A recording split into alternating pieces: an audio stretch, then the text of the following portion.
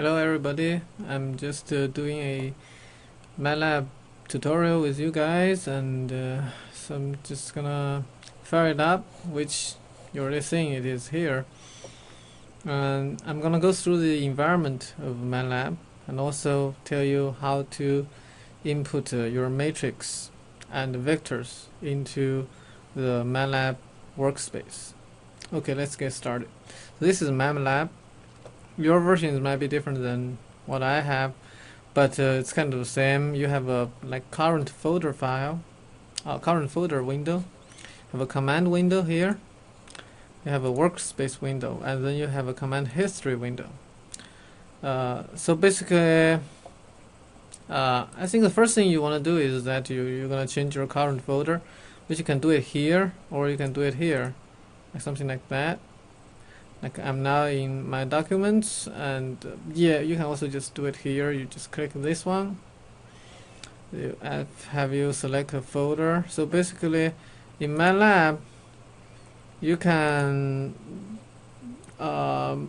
only load files within your working folder, so which is your current folder. So yeah, for this one, just for illustration, I'll just go to Schilling, my folder, then I'll have a program and code, then I have a MATLAB, things like that. You can name your own folder, but once you click on that, you see here it is the some of the let's just maybe just go to dynamic work. You see some of the files that in that, and then you see a whole bunch of M files. .m, those are the program I actually programmed, which will be you'll be doing the same. And then you also see the mat file, mat, which is the workspace file. Basically, I will talk about that later, but first let's just to show you how to input your matrix. Say if you want to input a matrix, you want to name it, so you must give it a name. Say you say A equals to, then you use the square bracket. The matrix, maybe you want to do a 3 by 3, then it's like 1 space 2 space 1, and then you enter. Then you just continue to do the second row, maybe 3 0, I don't know, 5, and then 2 1 0, things like that, and then you close it with another bracket, and then you hit enter. You see two things happen. The first, the MATLAB will just display what you just entered, confirm that this matrix has been stored in A. Then A will appear in the workspace.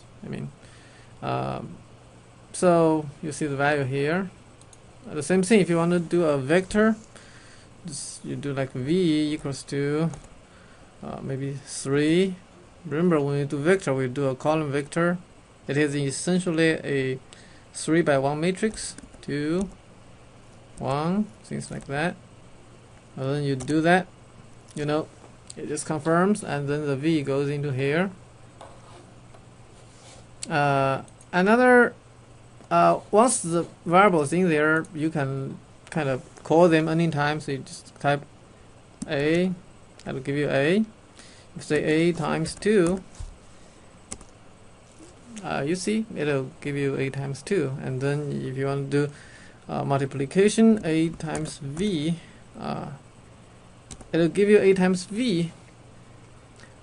And then you see, like when I type in A or I type in V equals to, it is V equals to, A equals to. But if I type in some functions, it'll give me the answers equals to. So this answers will also appear here. It's a automatically generated variable that receive all the analysis results that you don't assign it. Say you don't want to do this because when you do A times 2, answers equals to this. When you do this one, the answers was kind of washed away, became this. But you don't want to do that. You want to assign like B equals to A times V. Then you do that, you got B here, then B will appear here. Another trick is that you can do like just same thing, just do b equals this one. If you add a I don't know what you call this, semicolon at the end, then you hit enter. You think nothing will happen because it doesn't confirm, but in fact it does happen. So let's do this. Let's delete b, so basically here, and then you can delete it. Okay, the b now is out. So if you want to type in b, and then the MATLAB will say, okay, I can't find it, what are you talking about? So now let's kind of redefine b by doing this. You see it doesn't appear here, but because I placed a semicolon at the end of my sentence, but yeah, you got a b here. So it's suppressing the output. This will come handy when you're trying to do your own program. You don't want the screen to get too messy. Another way to kind of clear the screen is CLC. You just clear the screen, right? And then now you look at the command history. Basically, it automatically recorded everything I have inputted so far. So if I continue typing, then it'll get it. Also get that. So basically, you can retry back, and then you can just maybe just drag this thing here, and then hit enter. Then it'll kind of do that again, and then you see that appear again. So see, when you are working with the workspace, as long as the variables in here, you can always type its name and let the MATLAB show it, or you can just double click and go in and change individual ones. You can just click that. Or finally, if you're kind of in the process of doing this, and now you suddenly need to go somewhere, and then you say, oh yeah, it's time to go, then you have to save it. So you just save. It'll be saved to this folder which you have assigned with any name you have with mat, and then those variables will be saved. Another useful command to kind of clear, CLC, it clear only this screen, so it's almost like it's clear the screen. It doesn't clear your workspace. If you do clear, you can clear a specific variable, like if you want to clear this ans, then you hit enter, you see ans is gone. You can also clear everything, it's gone.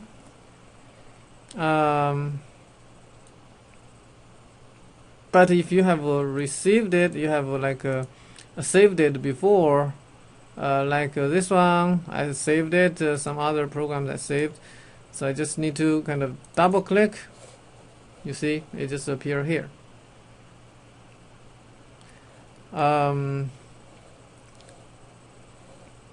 Now this is the environment you will finally run your program or do some simple matrix operation, but this is not the environment you will be programming.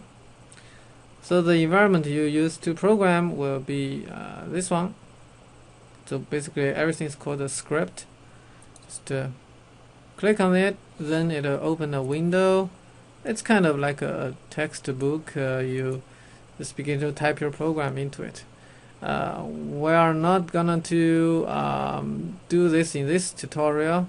Basically, you're typing everything and then you save. This is when you save your .m file, which is a file you're gonna email to me as submission. So we're gonna go through the programming next. So now I think it's reaching about 10 minutes. So we'll just call it. Thanks.